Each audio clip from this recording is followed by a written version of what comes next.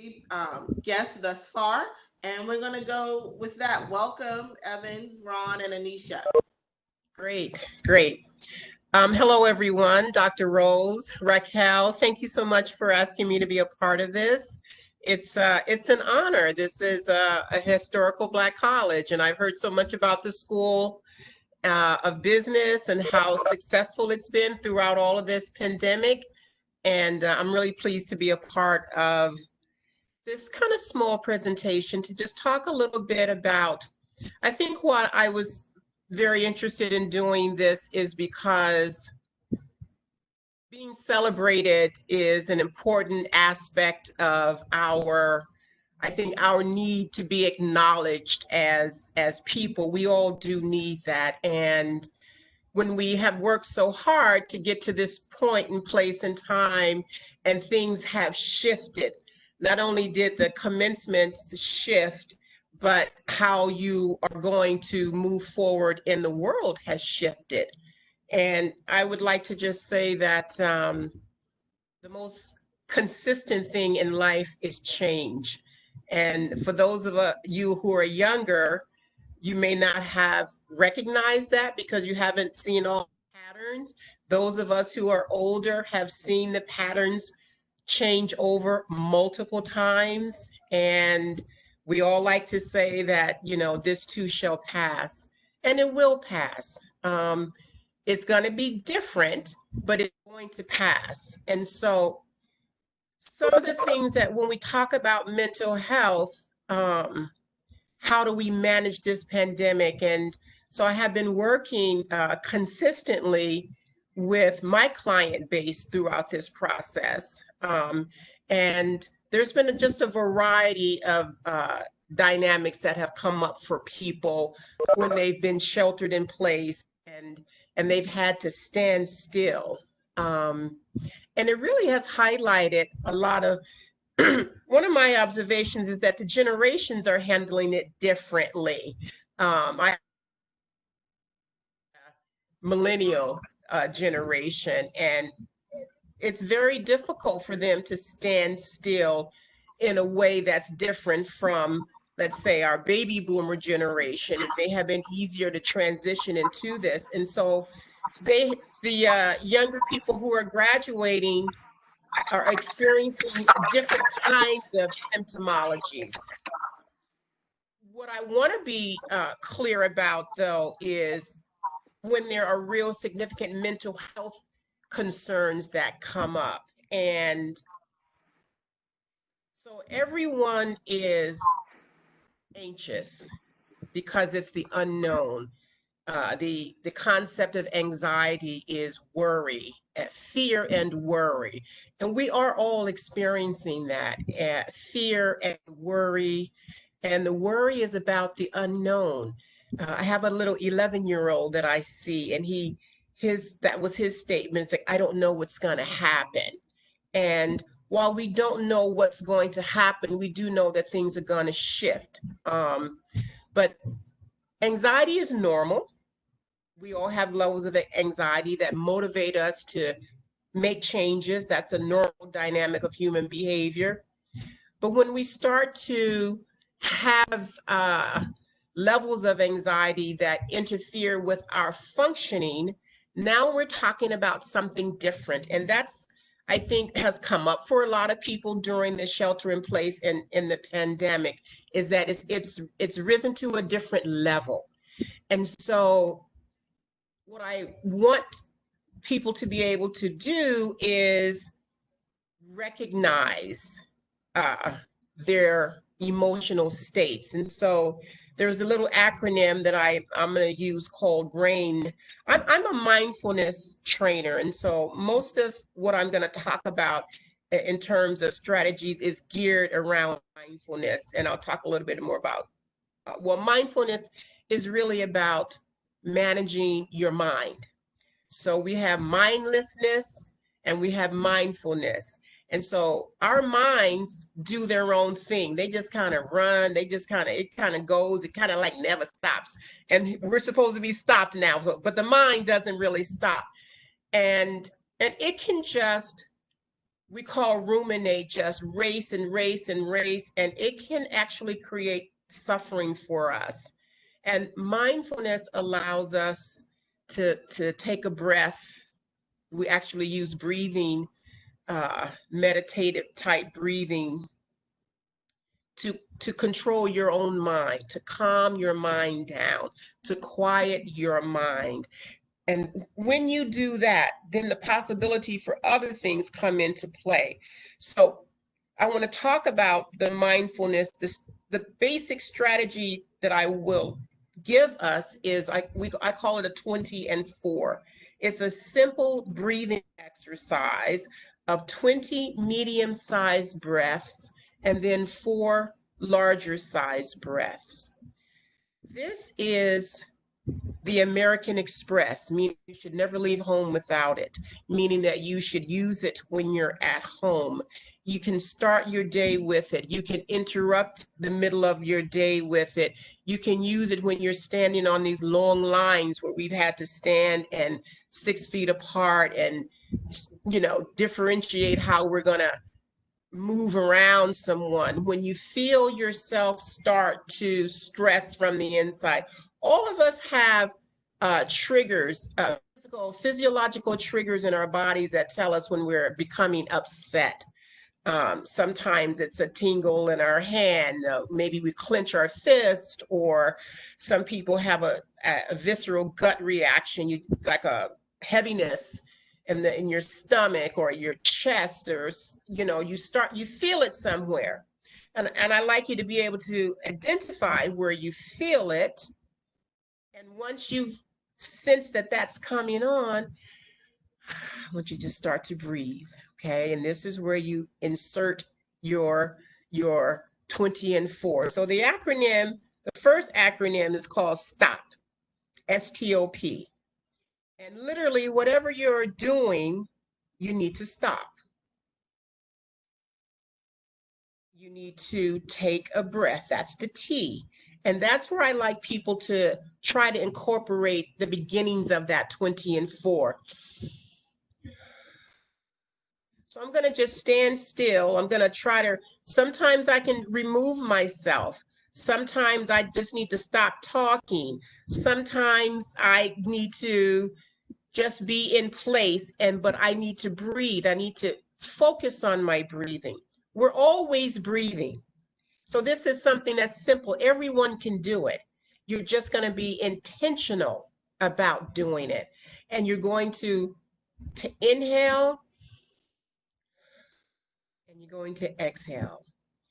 And I guarantee if you stand still and start that process, and you're counting to yourself. So I said a 20 and 4, so that's 20 breaths in. For me, right around 9 and 10, I start to settle down. My mind starts to clear up. So the O in stop is observation. Now I get to look around and see, what am I doing? What is happening? What do I need to do? Where might I need to go? This is an acronym that's going to be available to you, especially you graduates, as you proceed in your future. You're going to observe what's going on. How is it impacting you? What do you need to do? And the P is for proceed. Once you've sorted out what's happening for you, then you can make some intelligent decisions, some mindful decisions about how you want to proceed. So that's applicable to any situation that you're in, whether it be small or as large as your futures, is to just stop. And we're already in a shelter in place. And I like to call the silver linings to being in this shelter in place, difficult as it may be for some, but it really causes you to spend time with yourself among everyone else. And if you're in your family home, you have a few other people, but it's still with yourself. And this 20 and 4 allows you to go within yourself to explore what's going on for you. I want you to be able to identify, am I How am I responding to this? Am I, for mental health purposes, it's twofold. Am I irritable? Am I bickering with my family members? Am I lonely? That's one of the things that's come up really large for millennials and Generation Z people, is that they're used to being on social media and being connected. Well, you can still be connected, and you're being connected, and thank God for technology. And that's one of the things that, as we talk about the future for this generation. And I read an article in preparation for this in the Times magazine, and they were calling you guys the unlucky graduates of 2020. And I just didn't like that. I didn't like that, because one of the things that we have to do in this process, another strategy, is a cognitive reframe. And that means that you're going to shift your mindset to see this in a different way. Not the unlucky graduates of 2020 because they didn't have a graduation ceremony that they have earned. But how many different ways can I celebrate myself in the midst of all of this shelter in place? How can I connect to family? And I'm sure that all of you have done that. This whole process that the School of Business has put on has been about that. So you're being celebrated. And if you don't acknowledge yourself and celebrate yourself, you can diminish your achievements, and that's what you want to avoid. The achievement is an internal process. The esteem that you gather from what you've just done cannot be minimized by shelter in place. It cannot be minimized because there wasn't a traditional kind of celebration of it. You've got to hold that within yourself. So you reframe that. So while you're sitting and taking your 20 and 4, you're quieting the mind, so the mind has a chance to do some different things for you, allow you to see things from a different perspective. You get to revisualize your goals. How is this world going to change? So they're all saying that, yes, once we open back up, there's going to be a shift in business productivity. How am I going to fit into this new business world? How do I take the goals and the dreams that I have and reframe them in a way that they're still going to work for me? Because there still is going to be work. We do have a president that says get back to work. So the world, we're going to get back to work. Okay. Some of us are going kicking and screaming, but you're going to go back to work. And you want to be ready for how this workforce is going to look different. And, is here, I'm working from home. My entire private practice transferred to my living room. And I had to make, space on my dining table and space in my bedroom because I have noisy neighbors. And okay, if it's too much noise on this side, I have another room on the other side. I've had to make modifications in how I work. I've had to use different skill sets. When a person is in front of you, your visuals are very key in your observations of what's going on. In this kind of video setting, it's not. So I have to listen. I'm using my audio more than my visual. So those skills are enhanced. When I sit and do my 20 and 4 and meditation, I focus on strengthening my audio skills. So I can quiet down everything else and I can open my ears and I can hear better. So those are the kind of things that you're going to have to visualize. What is your business goal going to look like in September by the time we open up? Some of us may want to go to graduate school because that may be a way of enhancing skills to be more prepared. Maybe this is not the launching time. So being able to quiet the mind and revisualize who you are, what you've achieved, and how you want to apply it in a world that's going to look different from how you have been monitoring this world literally all your life. That's what can happen in when you stop. When you use RAIN, this is our second acronym strategy, RAIN. I actually like rain. I'm from the state of Oregon and Washington. It rained every day. It's a little depressing, but it did rain. But rain is similarly, you're going to stop and you're going to recognize what is happening. What is the future like for you? Who are you in this future? How do you conduct yourself in this? What skills do you have? Your generation is uniquely set for this, for the kind of technology skills that are going to be required for business today. Listen, I've had to learn the Zoom and WebEx and TikTok and what's the other one? Happy Hour or whatever it is, Happy Time, and with my family, you know, in about a week.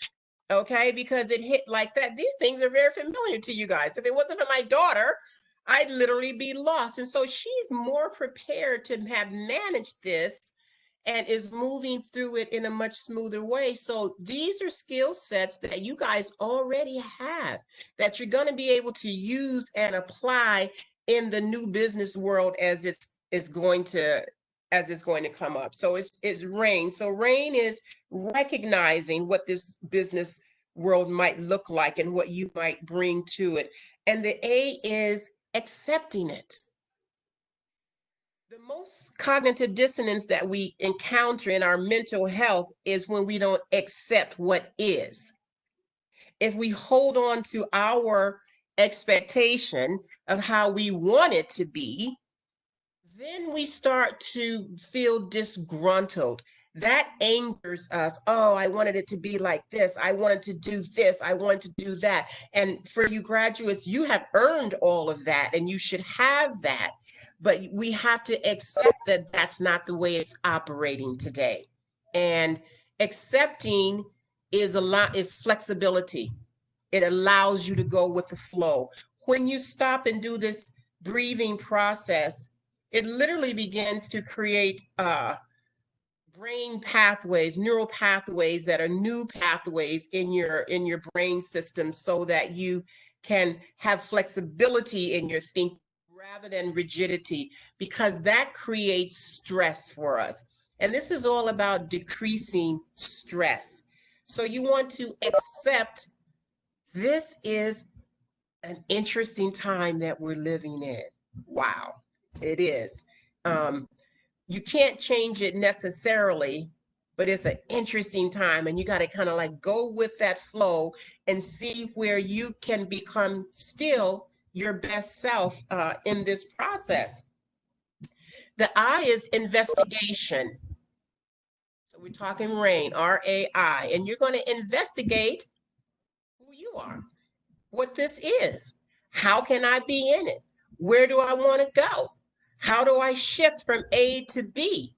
I'm going to investigate. That means you might have to research. That means you might have to read some more. It means you might have to learn some new skills during this summer season while you're off school, or, you know, maybe I have one client who decided, oh, well, I'm gonna learn Spanish while we're sheltering in because she needs that for her work. And so what is it that you may need to add to the skill sets that you have? You want to investigate that, as well as always investigating your emotional state. Very important. How am I feeling? How am I doing? Am I okay? Investigate. The N is a very interesting non-identity. And I kind of struggled with that when I first got it. It's like, well, what does that mean? What it really means is don't take it personal. Non-identification. That's why I didn't like the title of that article, you know, the unlucky graduates, because I don't want to identify with that. I don't want you to identify with that. I want you to identify with what a fantastic opportunity this time of my life is, period, because it is. Whether we're in a pandemic, you're not the first generations who come into difficult times. And if you're of color, that could be every day for us. We just have to look at those processes and not identify that that's who you are. So you're not unlucky. I'm a tennis player, and so we have a concept about a lucky loser. I'd rather be a lucky loser because they often go all the way to the end and win the whole tournament. They got in because somebody fell out for whatever reason, and they had lost, but they got in because somebody fell out. So we call them a lucky loser. Some of them have gone on to win the entire tournament. I'd like to look at you that way, and I'd like you to look at yourselves that way. So that's a reframe. So I'm not going to be an unlucky 2020 graduate. And they had pictures of these young people at home, and they was just all solemn. While that is real, it does not have to define who you are and how you want to be in this new era that we're living in. Revision. So I had some like kind of 6-point guides, things that I've just started to talk about a little bit, but I had sent some of these kind of things out to my clients over the course of this time period, just capturing, be mindful, because a wandering mind is not a happy mind. So this is a real good time to focus in on new projects, new skills, how preparing myself for this new kind of future, and recognizing that it starts with you. This is your beginning. It's still your beginning. Becoming an observer as you meditate and quieting your mind. If you have lots of thoughts, you can write those thoughts down. You can sit and do your 20 and 4 exercises and see what comes up for you, and then write those thoughts down. This is a great time to do a new vision board, how does this world look now, and how do I visualize myself in this world? We talked a little bit about not personalizing it. And so those are some Shirley? Yes. I'm sorry, there's a question. I have a question. Well, 2, how can we use stop while we're at home with our family who is calling on us all the time? Perfect. That's a good time to use it. I think that ideally, I would like you to create your own little space inside the space that you're captured in, so to speak. If you have your room, if you only have your bed, make it comfortable. Have your soft pillows, have your, a candle or something that makes you comfortable, and go to that place and establish boundaries with other people, that when I'm in that place, practicing my 20 and 4 breathing exercises, please don't knock, please don't disturb. I'm working on myself, I'm managing myself, and when I finish, I'll come back out and we'll talk at that time. So you can establish that 3 times a day, that this is your time to stop. Or if you're in a discussion with someone in the family and you become upset and you feel like you're becoming upset, it's very okay to say, I think I'm gonna take a break. I'm gonna end this conversation now, but I'm gonna get back to you. And go to your place, your space that you've created, sit yourself down and do your breathing exercises and bring yourself down. So we often talk about removing yourself, but when you remove yourself, you have to do something to manage yourself so that you can go back. And so that's one of the ways I would suggest that you stop when you're in this space with family members. the other question was, what exactly is a vision board? I hear people talk about vision boards all the time, but don't have really a good idea of what they are. And I don't even know if I've ever seen one. Has anyone on here ever seen a vision board? Of course. No, well, no, it wasn't. Of course, last year, January, I made my first one. It was at a women's group, and I hadn't made one before. It was an exciting experience. Oh my Lord, I've been doing vision boards before people knew what vision boards were. Honestly, since at least 95, 6, 7, or 8. And so a vision board, one is just a board, piece of paper, large. There you go. And you make a collage. It's like a collage of your goals. And now I have perfected how I want what area I feng shui them and all kinds of things. But a vision, yes, it's just a collage of your goals. So you cut out positive words, positive pictures. Here's an example of one of my greatest vision board moments. So at one point in my life, I was a florist and I was working out of my home and I wanted a flower shop. So I cut on my vision board out a picture of somebody working in a flower shop. And then I cut my picture out of my face, put my face on that picture and put that picture up. And vision boards are then something that you can meditate on that. You can think about that. You can see yourself in that flower shop. And as Allah is my witness, it's a matter of time before a space became available near my home that I rented. I had my flower shop. It was like right close proximity for me to do childcare for my daughter, all the things that I needed. It was just right there. So vision board is like the law of attraction, is that when you focus on something, it's intentional. You focus on it. And the vision board is just pictures of it that you put on the paper, and then you focus your thoughts on that and you attract that to yourself. So you see your vision every day because it's posted. Put it in a place where you can see it every day, every morning. I have mine across from my bed. So I wake up in the morning. It's one of the first things that I see is whatever those goals are, whether it's a job or degrees or whatever you want for yourself. See yourself. And to me, the greatest little trick I love is putting my picture in whatever pictures I cut out. Positive affirmations all around it like that. Yeah. So that's a short version of it. And a good thing we had a great collage, it's a big collage of you and your goals. Yeah. Homework is to do a vision board. With the yes yes, with this new, what the new world looks like, and what do you want to be like, where do you want to be in this new world, because you're going to be in it if you want to be in it.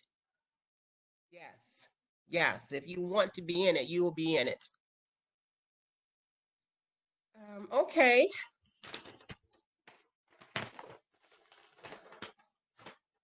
Let me questions for Shirley. Any other questions?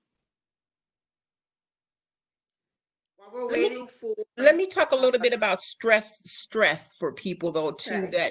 That one of the things about the mental health I wanted to bring in is that if you assess yourself as really struggling emotionally for a variety of reasons that can come into play, and you're feeling sadder than you think you should be feeling, or more irritable, or you're not sleeping well, those are signs of a more significant level of mental distress that you may be experiencing. And you want to be able to assess yourself and determine, do I need to reach out and ask for some help?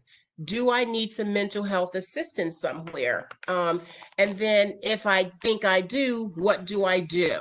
What do I do?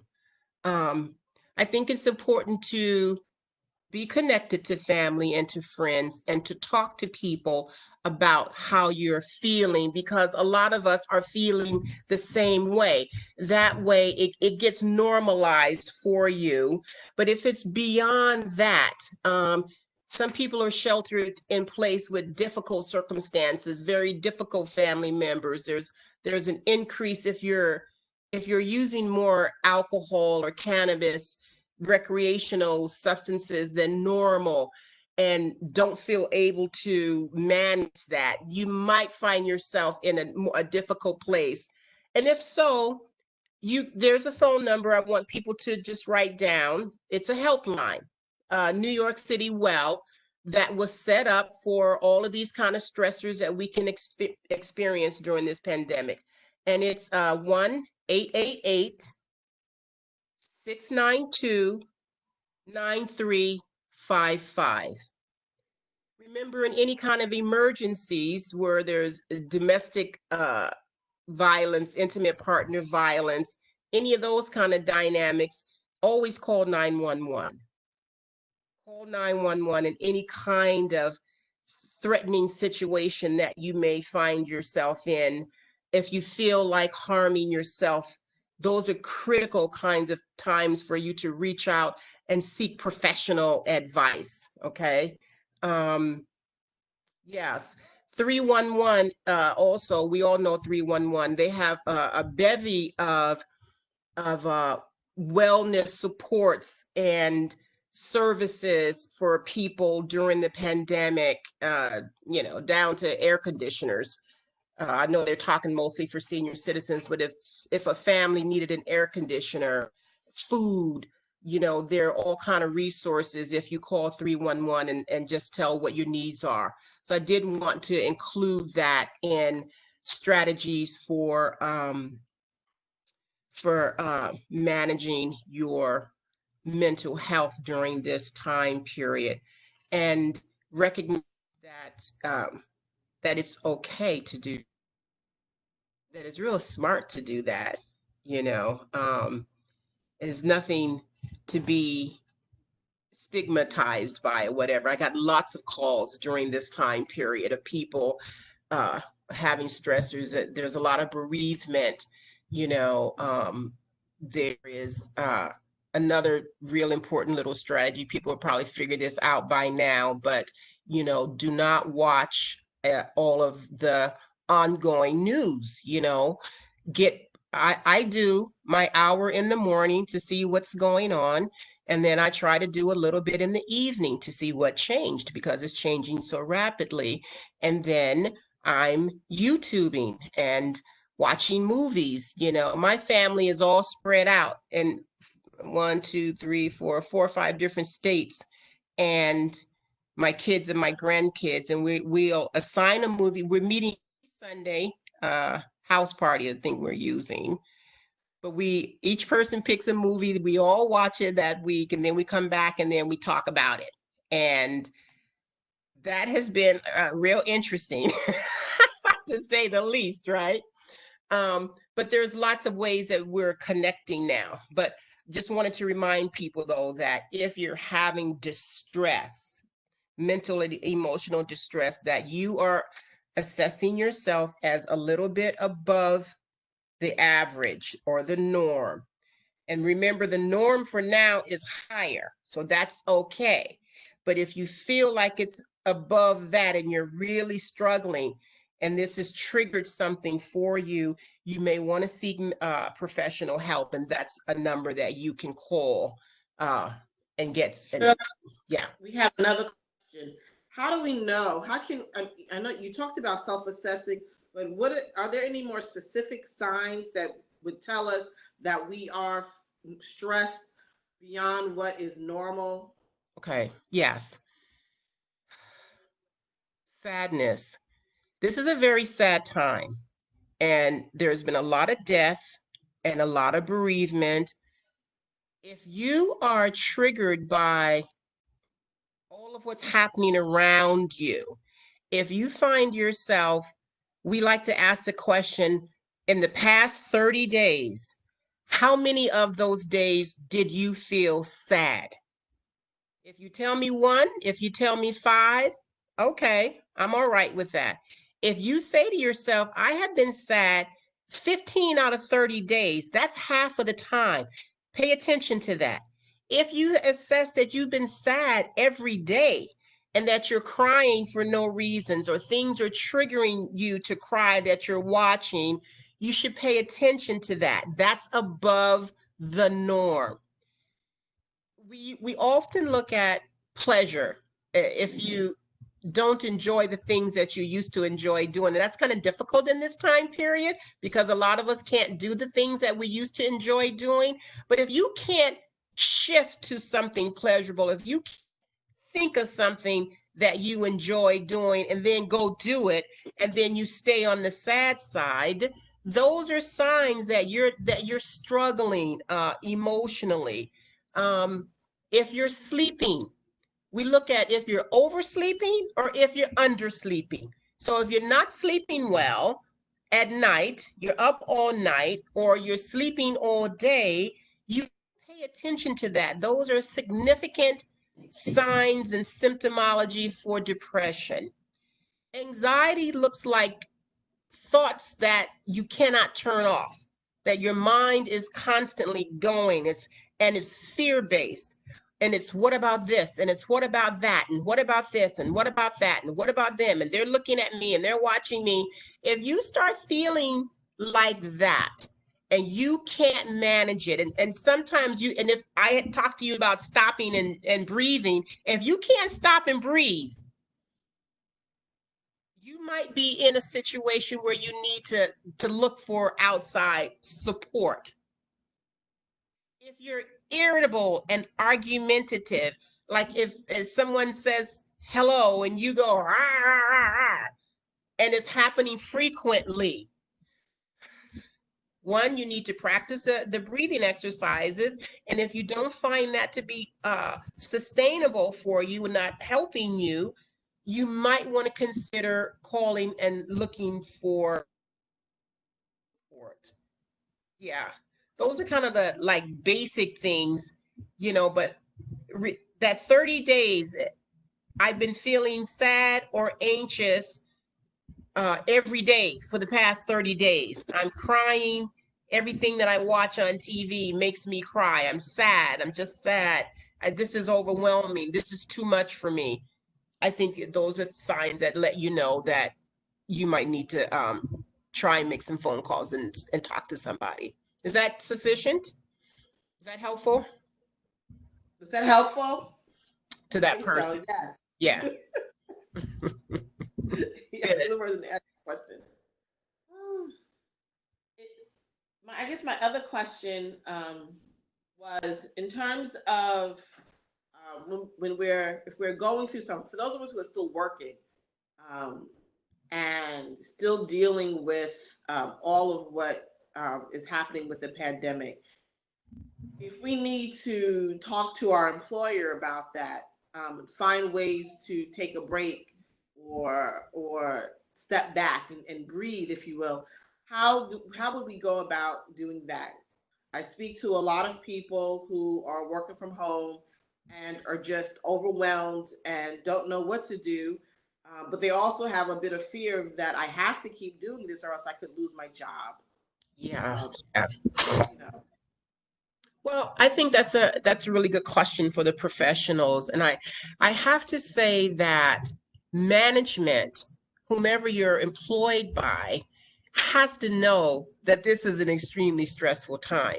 They themselves are very stressed in terms of trying to transfer work into a different modality, something that they're not familiar with either. And I would really say that the simple thing to do is to have a conversation with them. That requires a conversation. I'm not feeling well.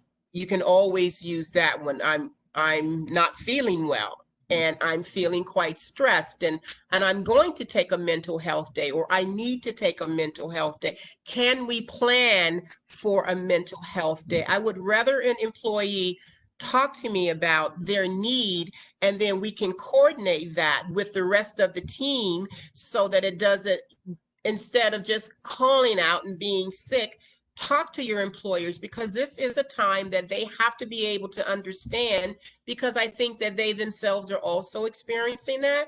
So I would just go straight to the source, and this is how I'm feeling and I need some time off, because I do have clients who are working from home. I have one woman who's working from home. Her 11-year-old son is homeschooled at home, and she has a 1-year-old daughter. There's a 1-year-old at home. That's extremely stressful. So I always also say that you've got to stop and take time for you. You've got to find some time for you. You got to figure it out. How do I get some support? Can I have, you know, my partner, can somebody take the baby while I take a bubble bath, you know? So it's managing yourselves in your environment. And if you need to be removed from work, you need to talk directly to your employer. Some people didn't even have the PPEs. They didn't even have that. So work was a big stressor. They had to go in and say, listen, I'm willing to come in and do the work, but you got to get the equipment that we need, you know, and that's the employer's job, you know. So go straight to the source. That's how I would handle that. Okay, so I have a question for you. During this time of the pandemic and COVID-19, we've seen several of our faculty members, I've seen several of my students, and also the friends and families of student members in Brooklyn who are dying and suffering from the disease. How do you manage? And even before the pandemic, there was a lot of death and dying in my personal family going on. So how do you manage the grief from all of that? I mean, you know, young people dying is one thing when some of the older folks go. You say, well, they've lived, but someone who's 30 or 40 years old just dropping. I mean, how do you cope? Well, my dear, you do cope. You have to stop, and you just have to kind of accept and go with that flow. If you delve in it, if you ruminate in it, the likelihood of it overcoming and overwhelming you is very high. I know myself personally, what I've had to do is I've had to see it, I've had to kind of accept it, and I've had to kind of move on. Because I too have had, if you live long enough, you're going to experience a lot of death and dying, and personally, and you can become, it triggers that. So it's compounded. And so it's really important to stay focused on your future, your goals, where you might like to be, whatever project you want to work on. You've got to have ways to channel your emotional self into positive. This is the cognitive reframes. And yes, when older people pass away, but some older people are the only supports that a younger person has, and it's devastating. But we still all, particularly people of color, we have so much bereavement and grief in our lives, but we have to still manage. We have to still get up. I like exercising as well. During this time period, for my fat tail, I've been on the ground exercising every day. And I'm proud of myself too, every day. And then I said, oh my God, I'm so out of shape, right? But exercising creates those feel-good endorphins, just like medication. And so you create a structure for yourself where you meditate in the morning, you turn off all of that news because it's devastating. You exercise, you create your own structures, you do your work, you hear, you accept, and you just process things to the best that you can. But one of the greatest tools is really in this time is to kind of deflect from it, so that maybe at a later time when the stressors aren't so great, you can process it a little bit differently. But if we dwell in it, I think that's most harmful. Now, I would also say there is no real, do this and you're going to be okay. You just have to kind of process and manage it and keep it outside of your stimulus barrier. Like you have to have a wall that nothing gets past that, because if it penetrates into your heart, into your lungs, it depresses you. And so you've got to kind of keep a little bit of a barrier, say a prayer for that person. One of the things, I'm Muslim, and when someone dies, we always say, may Allah forgive him or her and grant them paradise. And you kind of move with that. Then you leave it, you see. And I've had to use that more frequently than I care to in this time period. But I give that to the spiritual belief that I have. And this is another time where we all have to use our spiritual selves, to help our present selves manage this.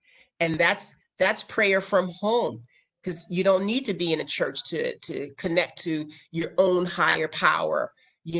You can call upon that resource for yourself as well during this time period that we're struggling to even understand why this is on this kind of global level.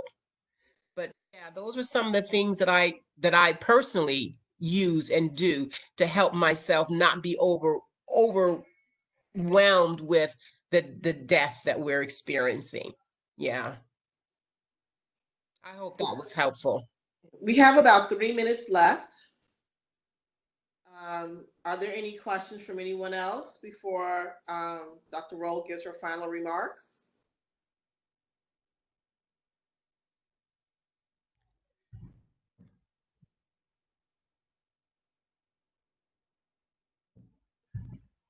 Dr. Roll, you want to close out? I just want to thank everyone for attending. This has been a wonderful session for me. When she talked about the vision board, I was like, no, I'm an old girl and I didn't know about it recently. So I admit it. And I'm looking forward to doing a new one. I didn't make a new one this year. And I didn't get challenged and I didn't challenge myself. So thanks for the challenge. And I hope those of you students who are out there, you would take this wonderful information and process it and use it to your ability. Our mental health is just as important, or maybe even more important than our physical health. So I applaud you. Thank you very much for coming. Audience, would you give her a hand? Turn off your mic and give her a hand. Come on. Thank you. Sure. Okay, so thank you very much. Thank you. Yeah, thank you.